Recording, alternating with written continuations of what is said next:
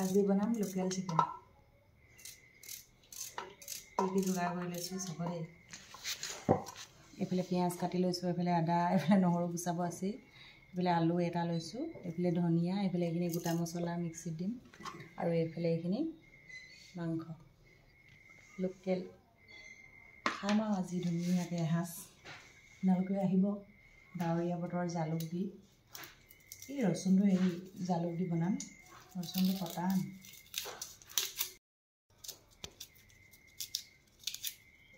সব ৰেডি কৰি লৈছোঁ বনাম খাম আপোনালোকে চাই থাকিব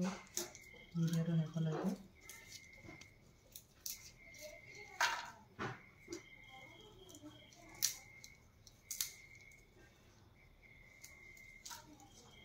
ৰচুন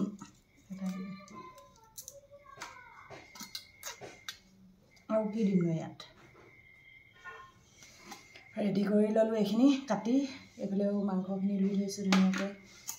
এইফালে এইখিনি খুন্দি লওঁ তাৰপাছত কেৰাহী পাতোগৈ তেলখিনি গৰম হোৱাৰ লগে লগে এইফালে তেজপাত এখন দি ল'লোঁ তাৰপিছত দি দিলোঁ পিঁয়াজ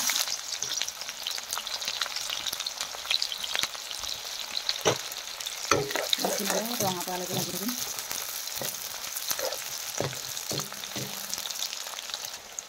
এয়া এতিয়া পিঁয়াজখিনি ৰঙা হৈছে ইয়াতে মই আদা নহৰুখিনি থেতেলিয়াই থৈছিলোঁ এইখিনি দি দিলোঁ এতিয়া এইখিনি দি অলপ সময় ভাজিম এয়া এতিয়া আদা নহৰুখিনি ৰঙা হৈ গ'ল মই ইয়াত মছলাখিনি গুলি থৈছিলোঁ দি দিলোঁ মছলাখিনি ধুনীয়াকৈ অলপ সময় ভাজি ল'ম মই অকল গোটা মছলাই ব্যৱহাৰ কৰিছোঁ দেই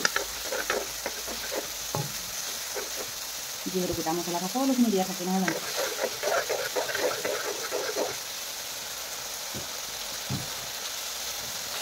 এয়া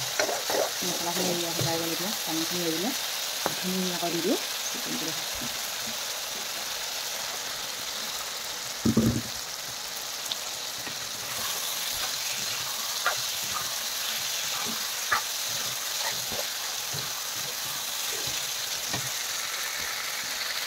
এয়া এতিয়া দি দিছোঁ সোৱাদ অনুসৰি নিমখ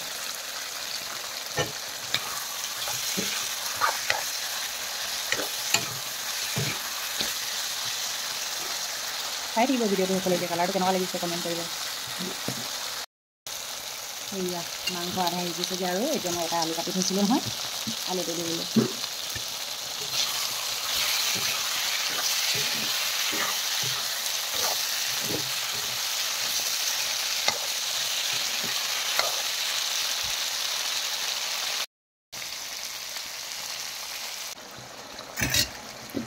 দি দিওঁ ইয়াতে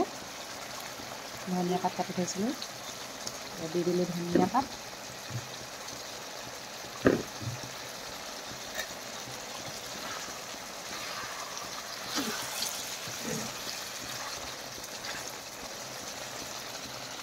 কেনেকুৱা লাগিছে কালাৰটো কমেণ্ট কৰি জনাব দেই ভিডিঅ'টো শেষলৈকে চোৱাৰ বাবে সকলোকে ধন্যবাদ